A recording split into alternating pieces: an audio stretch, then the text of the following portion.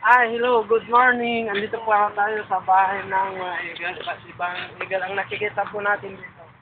Kasamaan po tayo ni Karen. Karen. Hi Karen. Good morning. So, tignan po natin yung malaking pilik-pilik ito. Ano yung kinakain niya? Makain sila mga monkey, squirrel, then rat, tsaka, ano ito, paniki. Kumakain din siya nun. Yeah. So, ilang edad na yan? Kasi parang, ito yung... Nakita siya before sa bukid nun. 1982 siya. 1982 siya namataan sa ano. Then, binalad dito. So, 29 years old na siya. Ito yung, mula nung bata ako, ito yung pinakamalaking eagle na nakita ko dito.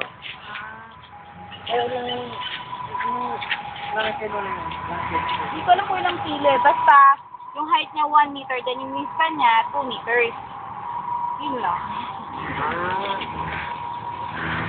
May iba't iba pang ano dito, iba't ibang uri ng eagle nakikita. Marami kami ibig sa eagle doon.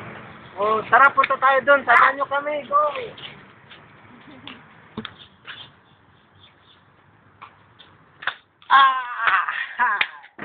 Oh! Dito na tayo sa puti na eagle, samahan nyo ko. Dito tayo. Kaya na po. Alright. Ito po yung puti na eagle. Kadalasan naman ito nakikita sa mga lake, sa river, or sa ocean. Basta ganun. Mahilig sila sa, kaya siya tinawag na seagull kasi parang doon siya sa mga tubig. Kasi yung mga kinakain nilang isda, sinuhuli lang nila. Pag may nakita silang isda, parang tutukain lang nila ng ganun. So, Kaya siya tinawag na white eagle kasi white. pinakamalaki na ba to? Hindi pa. Ano, medyo bata pa kasi sila kaya yan talaga. Wala, pinakamalaki. Pinapalaki talaga. Ilang eagle lang nandito? 10 or hindi ko rin kasi alam eh kasi may mga bagong dumating na nilagay ulit dito sa cage. Tignan nga natin yung mga bugat nila. Tara. Dito. Ayun o. Dito mapapansin ko mga eagle. Ayun, may pinakamataas. Dito tayo.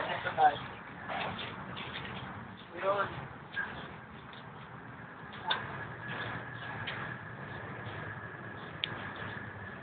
Kaya ganyan na sila lagi. Lagi lang sila nasa puno. Then, yun nga. Sa Lagi matataas na puno na sila.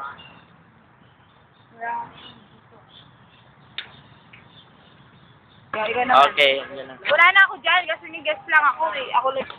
Dito yung pinakamagandang pasyalan. Lalo na pag may kasamang marami kang makikita. Para kang nasa gubat, maraming hayop makikita. Nako, dito lahat. Pero yung pinuntahan namin ngayon, hindi kami pinapasok kasi sabi nila may sakit. Hindi pwedeng iwan. Ayaw nila kami papasukin. Tara, punta tayo dito, nakakapagod. Kagaya nito, hindi pwedeng pumasok. Makikita lang dito yung pinakamaliit na eagle. Nawin, yan o. Kaya dito, maraming pumapasyal din na mga foreigner. Ang dami. Foreigner, iba't ibang bansa din, mga Korea. Merong Korea yun. Pakita na. Lilibutin natin ang Pinas. Tara, go, go!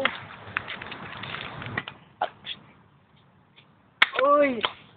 Nakakapagod.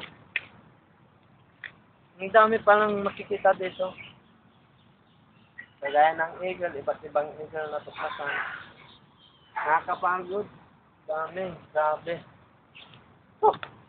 Ang susunod na pasyalan natin, sa Bohol tayo pupunta. Ito, si Karen, papasalamat po tayo kay Karen. Maraming salamat po. Saka si John Patrick. Hi Patrick, hi. I-post mo lang.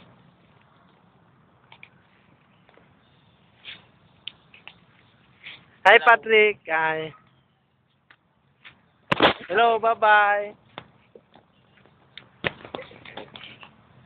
Kita-kits na lang tayo sa Bohol. Okay. Tangina mo. Pumasyal ka dito, hindi ka man lang nag... Okay, ako nga pala si Patrick. Sa susunod na kabanata, panoorin niyo ako sa Bohol. Diyan kami dalawa ni Raymond. Okay. Okay, kita-kits na lang sa Bohol.